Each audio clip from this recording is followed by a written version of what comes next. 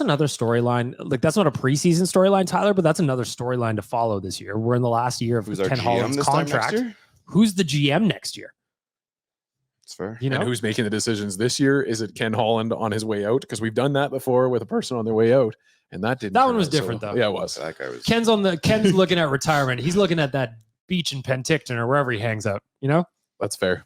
But he doesn't. But he doesn't have to solve drowning. But he doesn't have to solve any of the problems this year. Pictures of retired Tippett and going, you know what? I like that. He's been practicing pickleball all summer. He's getting ready to go. That's where Ken Holland's a hell of a pickleball player. Fucking right. I wonder if the new GM is already in house. Like, I know this like Steos thing or like thought he was.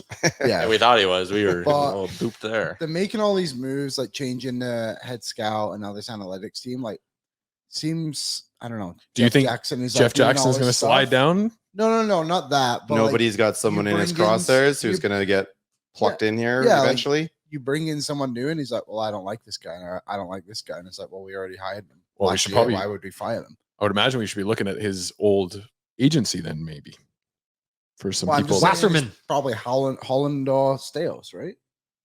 Yeah, I would assume. I don't know. I wonder if he would go outside the organization into like one of his number guys, one of his people that worked at the agency. Yeah, I don't know. Maybe McDavid.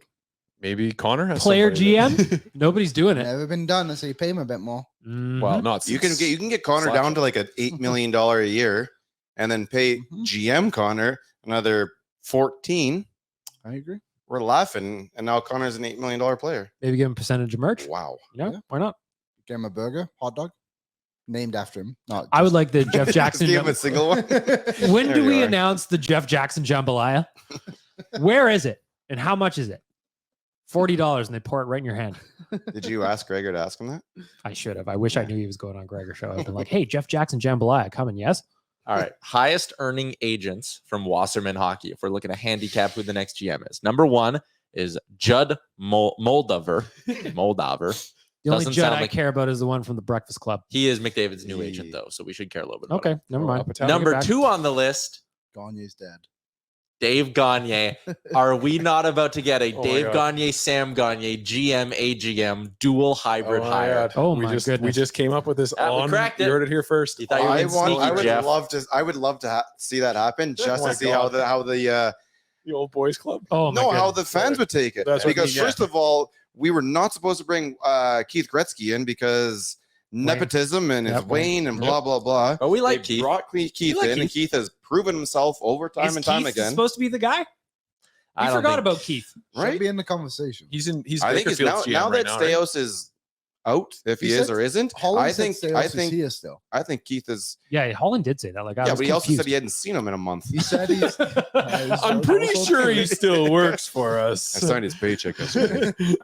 I passed him in the hallway last summer. That would kind of put. I mean, in terms of internal options, that puts Gretzky back in the spot. It could. Keith, not Wayne. I'm also curious just to see, because this would be like Jeff Jackson's first hire, so I imagine he's going to want to do it the right way. At least I hope so. Yeah. Based on what he said and done so far, I think he would.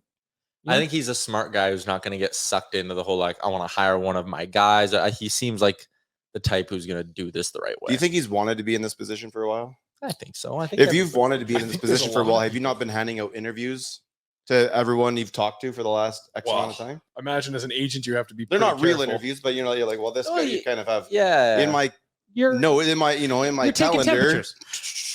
Yeah. After you've gone negotiating with Ken Holland, like, hey man, I would love your job if you're ever looking to get out of here. That's another thing too, is that Jeff Jackson's Rolodex must be ridiculous. Right.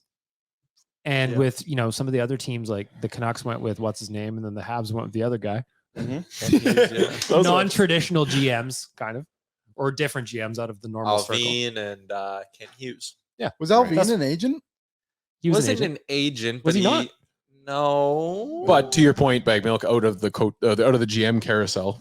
Again, I don't see us popping into the GM carousel. We're not hiring Doug Armstrong. That's the thing. That's what I was going to say is, like, I don't think they're going back to, I would say confidently, we're not going back to the GM carousel, because Jeff Jackson doesn't want somebody to come in that's like, well, I've been doing it this way my whole life. Jeff, you're not going to listen. If we went into it, I'd be someone that's forward thinking, I think. Yeah.